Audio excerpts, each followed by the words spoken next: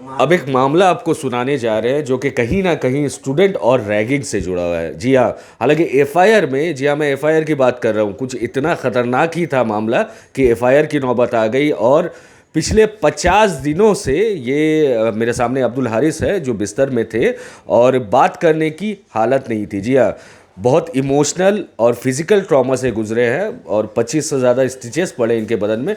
Face में काफ़ी चोट लगा था, पूरे बदन में ही, और सर में भी अच्छा खासा चोट लगा। अब बताता हूँ, पूरा मामला कुछ इस तरह है कि भवानीपुर एजुकेशन सोसाइटी के ये स्टूडेंट गए थे, अपने एक इवेंट में गए थे और उन्होंने परफॉर्म किया, उन्होंने दिखाया, वो बाकायदा गिटार लेके परफॉर्म कर रहे थे। उसके बाद कुछ स्टूडेंट के साथ में रैगिंग का वजह लेकर, हमें जो बताया गया है कि रैगिंग का वजह है, हालांकि एफआईआर में कहीं भी रैगिंग को मेंशन नहीं किया गया है। क्यों नहीं किया गया है ये पुलिस जवाब दे सकती है। फिलहाल आपको बताया कि रैगिंग को लेकर बात स्टार्ट हुई और यहाँ तक पहुँची कि 31 अगस्त से आज के दिन तकरीबन 50 दिन हो गए इनसे बात करने की हमने कोशिश की, और इनके वालिद, इनके घर वाले टालते रहे कि वो बहुत इमोशनल और फिज़िकल दोनों ट्रॉमा से ही गुजर रहे हैं। तो अभी मीडिया में आकर कुछ भी बोलना शायद इनके लिए सही नहीं होगा। आइए आपको बात करवाते हैं हारिस से। ऐसा क्या हुआ था कि इतने दिनों से अपने बिस्तर में ही आप बैठे हैं और इतने तकलीफ़ों से गुजरे हैं? डिटेल में पूरी कहानी बताएं। जी, मैं कॉलेज इवेंट से निकल रहा था जब। अपना नाम मेरा बताएं नाम पहले। अब्दुल हारिस हूँ। किस क्लास में पढ़ते हैं? मैं BCom third year college morning कौन में से हूँ, कॉलेज में? Bhawanipur Education Society. रहते कहाँ हैं आप?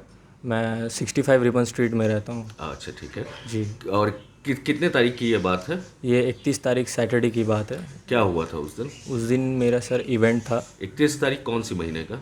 31 तारीख अगस्त। अगस्त के महीने का। क्या इवेंट था?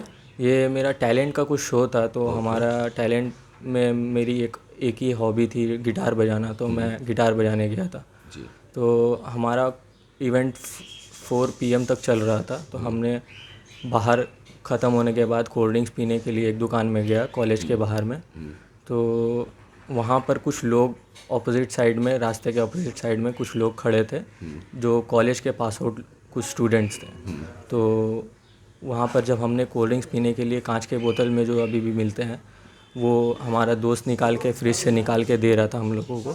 तो तब तक में एक लड़का हमें बुलाता है और मैं उन्हें इग्नोर करने मैं की एक कोशिश मिनट के लिए आपको रोकना चाहूँगा और आपको बताऊँ कि ये जिस स्टूडेंट्स की बात कर रहे हैं, ग्रेजुएटेड स्टूडेंट की बात कर रहे हैं, तो ये ख़ास करके वो लोग हैं जो रसूखदार और इज़्ज़तदार फैमिली से शरीफ ज़ादे हैं, जो कि अच्छे कॉलेज से, भवानीपुर कोलकाता का अच्छा कॉलेज माना जाता है, यहाँ से उन्होंने पढ़ाई की है। लेकिन इनकी हरकतें कुछ और ही बता रही हैं। इनका नाम और इनका फ़ोटो वगैरह आपको शायद दिख जाए, और आपको बताएं कि बाकी की कहानी हम हारिस के मुंह से खुद ही सुनते हैं। तो तौहीद एक करंट स्टूडेंट थर्ड ईयर का है जो मुझे उन लोगों के ग्रुप में से बुलाने की कोशिश कर रहा था, और मैंने उन्हें इग्नोर करने की कोशिश की। क्यों तो बुला रहे थे? मुझे इसका कोई आइडिया नहीं था क्यों बुला रहे थे, बस मुझे ऐसा महसूस हो रहा था कि वो मेरे साथ रैगिंग करना चाहते हैं। अच्छा। तो इसीलिए अगर मैंने सोचा कि अगर उनके पास जाना ना बेहतर रहेगा, तो मैं जब उन्हें बोला कि मैं नहीं आ सकता, तो उन्होंने आके मेरा कॉलर पकड़ के मुझे मारने की कोशिश की।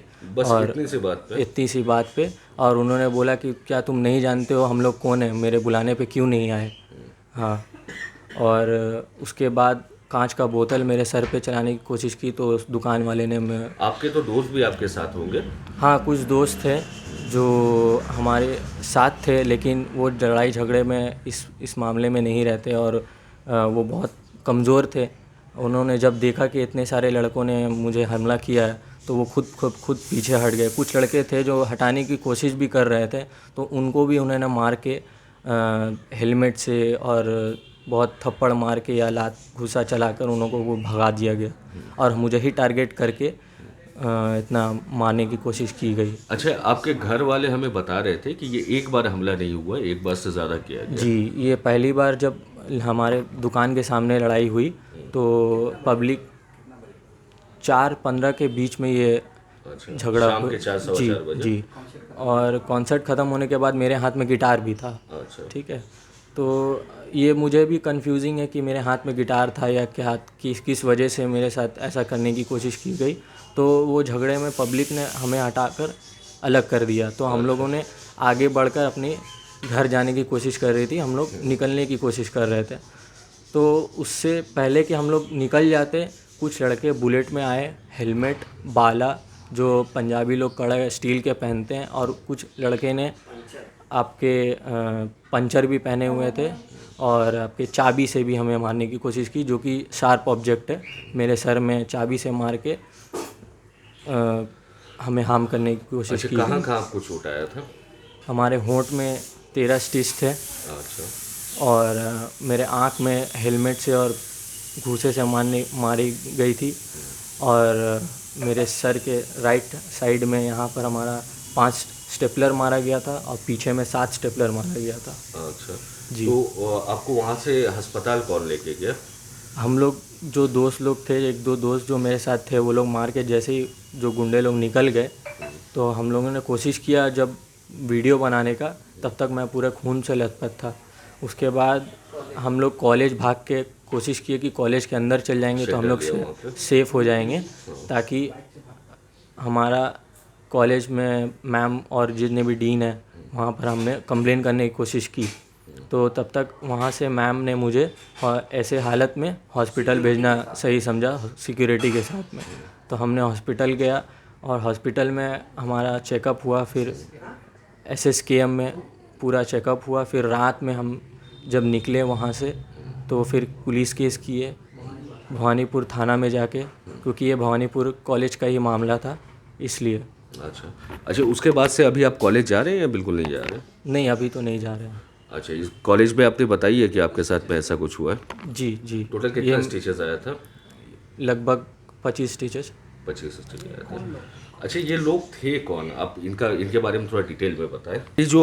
ये जो आपके ऊपर हमलावर थे, जो अक्यूज्ड है, उनके बारे में कुछ बताएं, और क्या क्या हुआ था, पूरा मामला बताएं।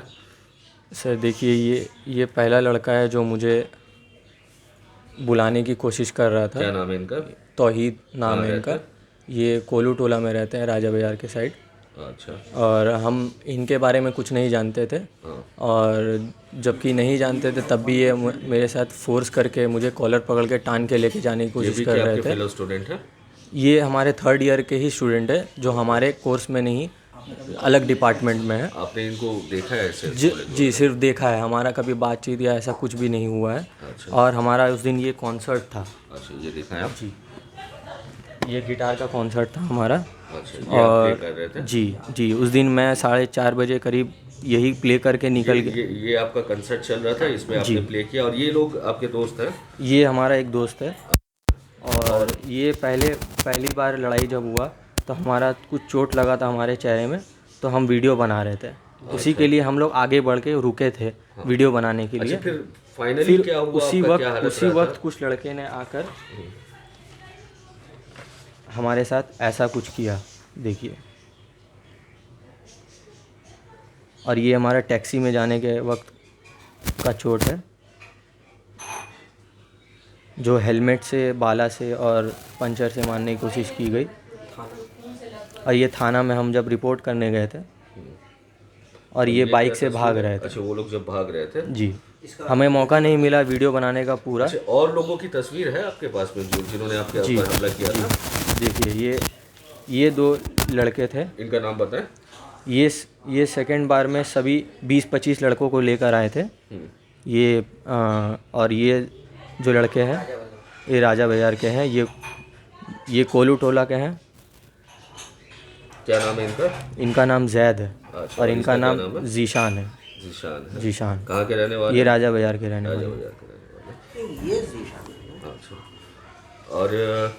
और ये आपकी तस्वीर है जब चोट लगी थी? जी, ये मेरी घर में। आँख का हालत आपका कैसा है? जी, अभी तो अल्हम्दुलिल्लाह। अभी आप थोड़ा चश्मा उतार के दिखाएंगे लोगों को, शायद कैमरा में ना समझ आए तो। काला है। और आपका जो सर में चोट लगा था, उसका इलाज अभी भी चल रहा है? जी, मुझे थोड़ा सा सर घूमता है कभी कभी, और कमज़ोरी बहुत, वीकनेस है, क्योंकि अभी भी इतना खून ब्लीडिंग की वजह से हमारा बहुत नुकसान हुआ है। अच्छा, अब बड़ा सवाल ये है कि हमें जो बताया गया है कि पुलिस ने अभी तक किसी को अरेस्ट नहीं किया है। जी हाँ, हालांकि एंटीसिपेटरी बेल रिजेक्ट हो चुका है। FIR दायर किए हुए तकरीबन 50 दिन हो चुके हैं। अभी तक कोई अरेस्ट नहीं हुआ है और घर वालों की गुहार है कि मेरा बच्चा अब फिट होकर आया है, ये वापस से अपनी ज़िंदगी में जाएगा, वापस से कॉलेज में जाएगा, वापस से पढ़ाई करेगा, वापस से गिटार बजाएगा। क्या इसकी जिम्मेदारी पुलिस ले सकती है कि दोबारा इनके ऊपर हमला नहीं होगा, जबकि पहली बार हमला करने वालों को आज तक अरेस्ट भी नहीं किया गया है? क्या कहेंगे आप? जी जी, मेरे पेरेंट्स तो डरते हैं बहुत, इसीलिए मुझे निकलने नहीं दिया जाता है अकेले। और उसके बाद मुझे ये भी टेंशन रहती है मेरे पेरेंट्स को कि मुझे कोई हार्म ना कर दे फिर से, तो इसीलिए अभी मैं बहुत प्रिकॉशन से चलता हूँ बाहर निकलने से पहले। अच्छा, तो अभी कॉलेज आप जाएंगे तो आपको क्या लग रहा है कि अब वैसा कोई घटना नहीं होगा या नहीं होना चाहिए? सर, इसका तो कोई मुझे कंफर्मेशन नहीं, क्योंकि वो भी मेरे उम्मीद के बाहर था जो मेरे साथ हुआ, क्योंकि मैं एक्सपेक्ट नहीं करता था। तो इसके बाद भी क्या हो सकता है, वो लोग क्या करेंगे, ये कोई एक्सपेक्टेड नहीं है सर। आप लोगों ने पुलिस से बात की या पुलिस आपसे बात कर रही है? पुलिस आती है आपके पास खोजबीन करने के लिए? नहीं सर। तो पुलिस से आप लोगों ने खबर नहीं लिया कि अभी तक अरेस्ट नहीं किया है या फिर अभी तक कोई सज़ा नहीं लगी इन्हें? सर, पूछा तो गया है, हमारे पेरेंट्स भी ये बात में पूछे तो गए हैं, तो हमारे पेरेंट्स से ही पूछ लीजिए।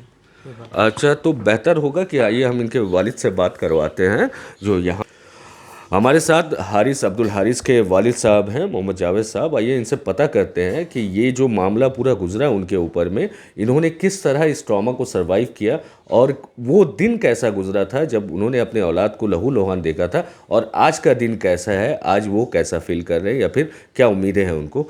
बताएंगे जावेद साहब क्या हुआ था उस दिन? जी, मैं अब्दुल हारिस के फादर जावेद अहमद हूँ। जब मुझे इन्होंने फ़ोन करके बताया, जो पहली दफ़ा जो इससे जो झगड़ा हुआ था कॉलेज में, तो इसको सिर्फ थोड़ा मोड़ा ही चोट लगा था और लोगों ने हटा दिया था। तो फिर हमने कहा कि आप आ जाइए पापा, हमको यहाँ पर लड़के पकड़ के मार रहे हैं, आप आ जाइए। तो हम उस वक्त चीना बाज़ार में थे और जल्दी से रैपिडो पकड़ के आ ही रहे थे कि फ़ोन करके फिर से वापस बताया कि आप जो है ना हॉस्पिटल में आ जाइए।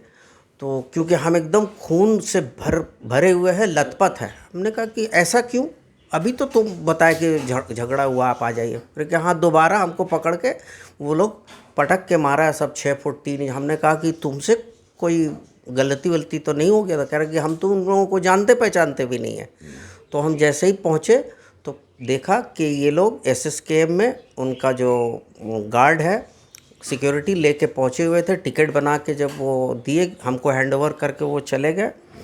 उसके बाद से हमने डॉक्टर को बताया कि ये ऐसा ऐसा हुआ है। तो डॉक्टर सारे इलाज के बाद में मुझे वहाँ पर ऐसा लगा कि डॉक्टर PK हालदार, वहाँ पर उन्होंने प्रेस्क्रिप्शन बनाया था, उन्होंने ही जो लिखा था। और उन्होंने ही बहुत कहने के बाद, वहाँ के काफ़ी लोगों के कहने के बाद में, उन्होंने शायद लगता था कि उन्होंने मजबूरी में MC रिपोर्ट बनाया है। और चूँकि हम लोग इन सब, हम एक सेल्फ एम्प्लॉयड आदमी हैं और हमारा बेटा पढ़ाई में है, तो हमारे इसमें हम लोग बिज़नेस से ही रिलेटेड है। तो हमारा कोई इस तरह का कोई टेक्निकल एबिलिटी है नहीं कि क्या सेक्शन डालना चाहिए, क्या वेपन्स के बारे में मेंशन होना चाहिए, कितना स्टिच लिखा जाना चाहिए। तो बहुत मुश्किल से इन्होंने MC रिपोर्ट किया। अच्छा, इस पूरे मामले में पुलिस का रोल आप बताएं। पुलिस के पास जाने के बाद मैंने एक हारिस का वहाँ पर कंप्लेन लेटर FIR दर्ज किया गया। उन्होंने कहा कि आप GD करना चाह रहे हैं FIR। मैंने कहा कि इतना बड़ा कांड हो गया तो अब तो FIR ही हम करेंगे।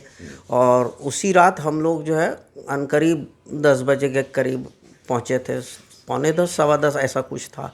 हादसे का ये इस मामले का पूरा तकरीबन 50 दिन होने को है। कानून की तरफ से कोई रिलीफ मिला आपको? IO साहब जो है वो अपने वक्त से, हेयरिंग के वक्त में जब इन लोगों ने एंटीसिपेटरी बेल अप्लाई किया है, तो एक का बेल कैंसिल हुआ है और किसी का कैंसिल नहीं हुआ है।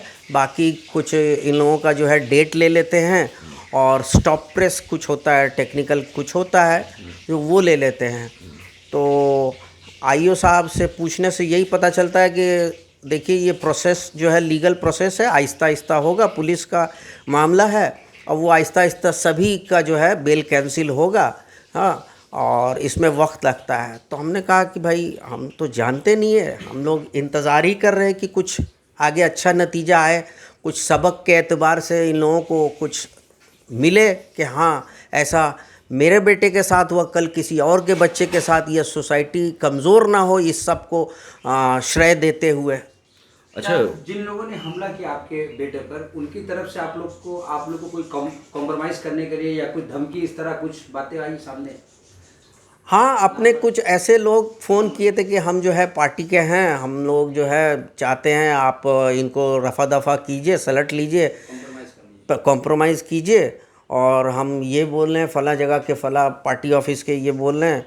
तो हमने कहा कि भाई दबाव है। हाँ, तो इस तरह से तो हमने कहा कि ये कौन सी बात है, चोट भी हमको लगा और हम ही को जो है धमकी इन द सेंस कि हाँ आप कर लो, ये लोग बहुत रसूखदार हैं, बहुत ज़्यादा सब अपर लेवल के हैं, हाई लेवल के हैं, आप इन लोगों से नहीं सकिएगा। तो देखते हैं आगे क्या होता है, हक का जीत होता है या।